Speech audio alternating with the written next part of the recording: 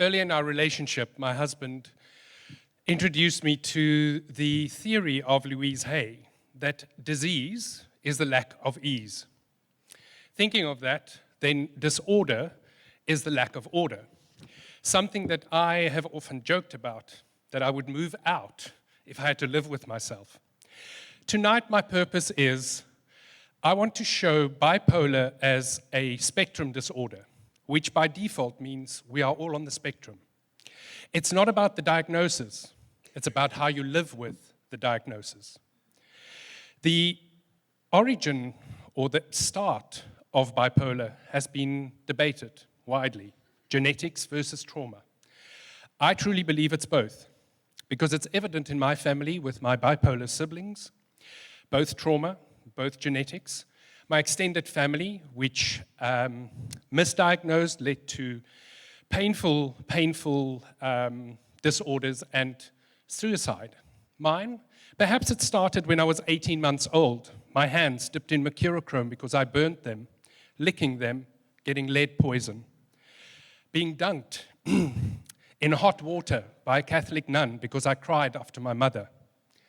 Maybe it was when I was 4 years old, playing on the lap of my grandfather in my mother's lounge. My grandfather passing away of a heart attack. Me witnessing the turmoil, the chaos, the tears, a week before my favorite uncle's wedding. We fast forward, I'm 19 years old, of course, fashion student, Pretoria. I walk past the tiki box. Whoever laughs knows what that was, yes. I phone Lifeline, and the humble person on the other side says, "What's wrong?" I go, "For fuck's sakes, would I be calling you if I knew?" I always thought that my life was a little bit like the Bee Gees song. I started a joke which started the whole world crying. If I only knew, the joke was on me. But inside me, there were these two giant metal plates corroding every millisecond of every single day.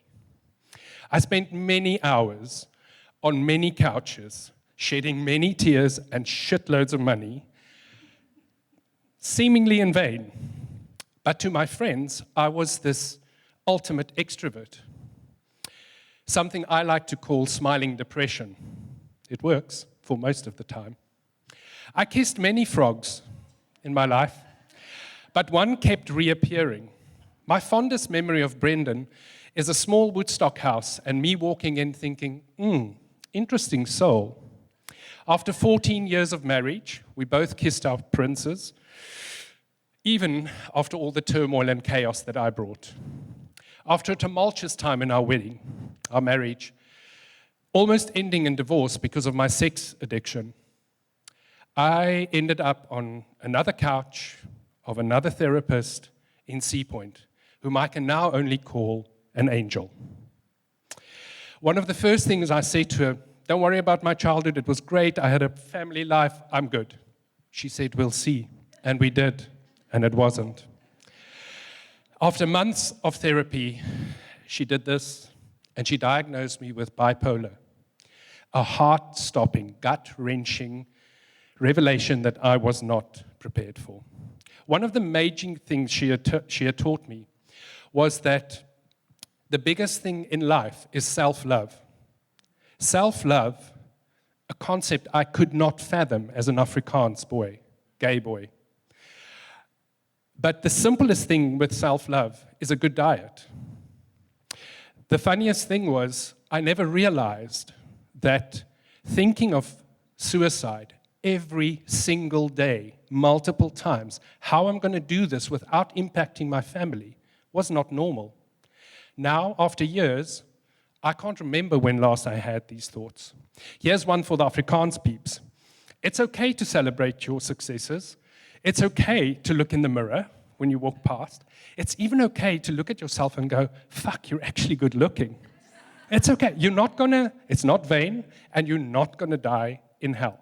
That I can tell you. One of my biggest revelations in therapy was when she taught me that our adult experiences comes from childhood traumas, and how those childhood traumas was handled by the adults in our lives at the time. knowing that they also just stemmed from their own traumas. So I have a theory about upbringing. Some of us will do exactly what our parents did. Some of us will do exactly the opposite. And then there's the Geminis, as I like to call them, which they throw it all together, they boil it up, and they just serve it as a new dish. You know? Sometimes a gem, sometimes a... Yeah, you got me. You got me. Okay, so as an adult, when you face your childhood traumas, you're not blaming others. You are setting boundaries. One very clever thing I learned, adults who blame their childhood or others should fucking realize that they've grown up, okay? So Brendan and I continued with therapy for a couple of more years. Not easy, but we broke through. And eventually we decided that we want to become a family. We wanted to adopt. Something we knew would come with its own, with its own challenges. We lost friendships because they didn't believe that we had it in us to actually raise a child. I had to face my own fears when my child choked on a pip and I had to throw her over my arm, whacked her on the back, her looking back at me and go, "You hit me hard."